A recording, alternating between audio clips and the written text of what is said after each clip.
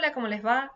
Quiero presentarles el tema que vamos a desarrollar en la próxima clase, que se trata de adaptaciones morfoanatómicas de las plantas.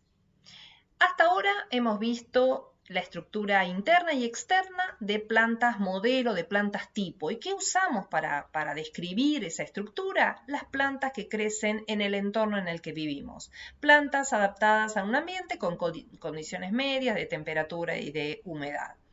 Bueno, es así que fuimos compilando información y podemos hablar del aspecto de una raíz, del tallo, de las hojas, y seguramente si hacemos una caminata por la ciudad podemos ir reconociendo distintas plantas e ir apreciando esas diferencias en el formato de cada uno de estos órganos. Sin embargo, el mundo de la diversidad de las plantas es mucho más grande. Y ahora que tenemos algunos conocimientos bien agarrados, podemos ampliar nuestra mirada. Miremos la foto que acá les pongo en el título. En esta imagen se ven plantas, pero verdaderamente son plantas con un aspecto de lo más extraño. No sé si ustedes las conocen o no, supongo que la mayoría no las conoce, y si uno mirara o estuviera en un paseo y mirara sin prestar mucha atención, hasta podría confundirse estas plantas con pequeñas piedras. ¿Por qué no? De hecho, el nombre vulgar que tienen se relaciona con ese aspecto tan parecido a piedras. Bueno, con esto les quiero decir que el tema que vamos a tratar es sumamente interesante y estas adaptaciones que vamos a ver no tienen que ver con cambios ocasionales que pueda tener una planta y que sean reversibles. Acá les pongo algunos casos. Cuando se poda una planta, uno puede cambiar de alguna manera el aspecto de la copa de un árbol o de un pequeño arbusto. Puedo incentivar que entren en actividad algunas yemas y que entonces la copa se haga algo más tupida. En lugar de tener ramas más largas, va a tener ramas más cortas y esa copa va a estar más densa.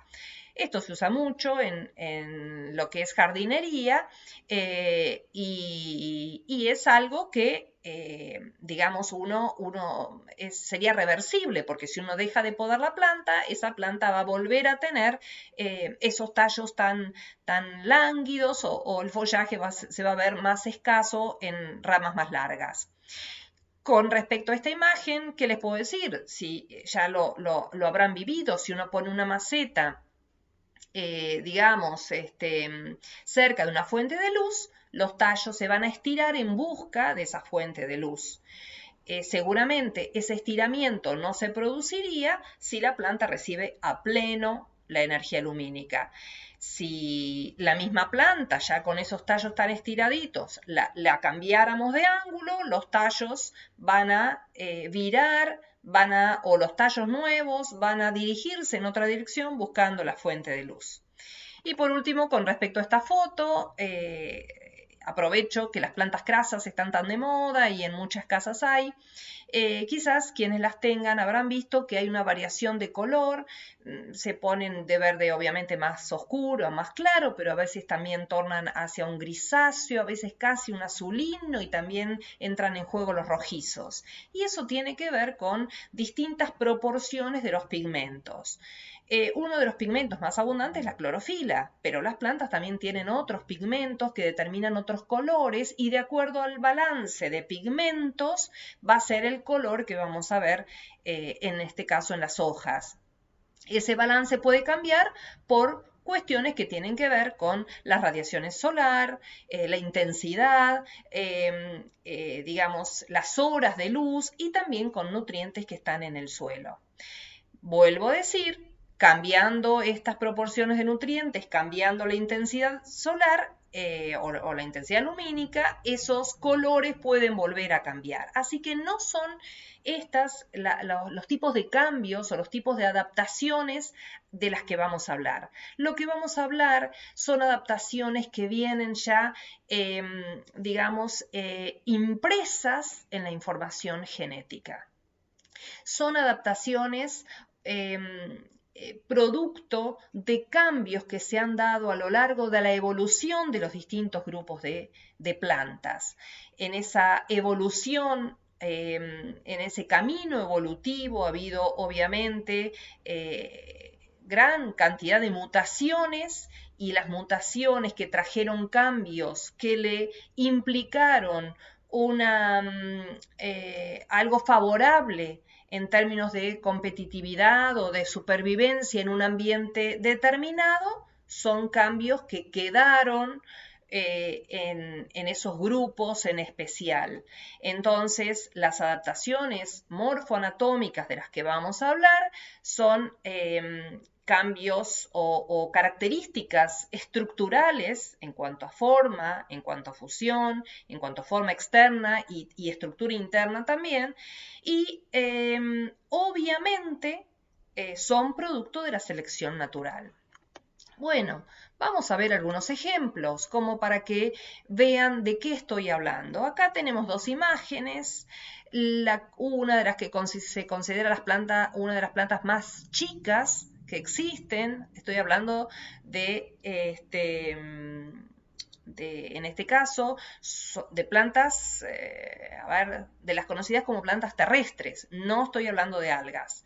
Estas plantas, si bien tienen vida acuática, pertenecen al grupo de las plantas terrestres o embriófitas y miden alrededor de 1 centímetro, un poquito más, un poquito menos, pero son diminutas. En contraposición acá tenemos a Morphophallus, esta planta conocida como la planta que tiene la flor más grande que existe en el planeta, que puede llegar hasta los 3 metros. Una flor con un olor más que desagradable, que tiene que ver con la atracción con sus polinizadores, pero fíjense esta contraposición, cómo estos dos grupos de plantas son exitosos en sus ciclos biológicos con tamaños, morfologías, características y ambientes sumamente diferentes. Bueno, pensando en esto de los ambientes, porque justamente son las condiciones ambientales, estoy hablando de clima y estoy hablando de características de suelo, las que determinan condiciones límites para que puedan sobrevivir algunos grupos y otros no puedan hacerlo. Y acá estoy comparando lo que es un ambiente selvático con temperaturas muy elevadas y altísima tasa de humedad ambiental, donde las plantas tienen hojas muy grandes, y en contraposición un ambiente desértico donde sabemos que la energía lumínica incide directamente sobre las plantas, que el agua es muy limitante y el aspecto de las plantas es totalmente diferente.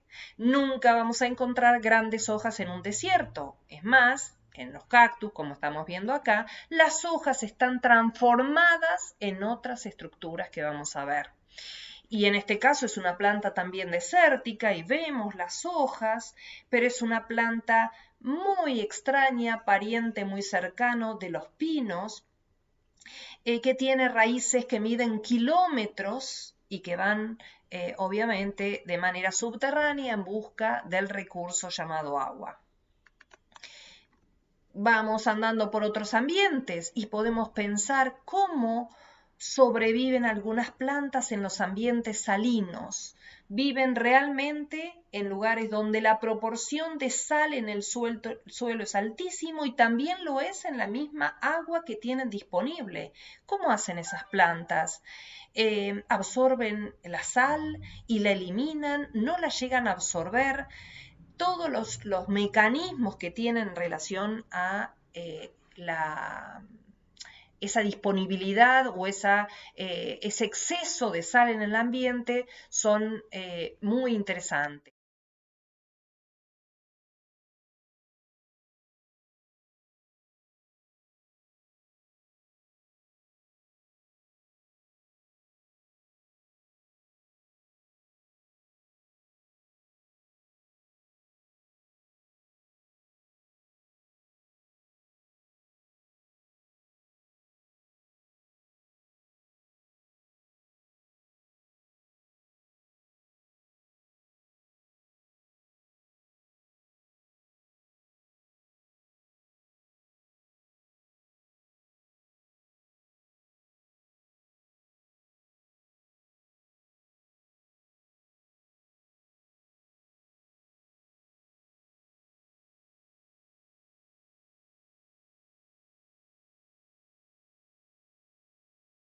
activos, como las plantas que obtienen el alimento por otras vías. Nosotros sabemos que las plantas tienen clorofila, elaboran su propio alimento, pero hay unos grupos de plantas que tienen otras estrategias. Por ejemplo, las plantas insectívoras. ¿Obtienen realmente algún nutriente de a partir de los insectos o de ciertos animales? ¿O es un mito? ¿Los necesitan? ¿Podrían sobrevivir sin ellos? ¿Por qué los necesitan? Eso por un lado. Por otro lado, hay otras plantas que crecen a expensas de otra planta que podríamos llamar un huésped.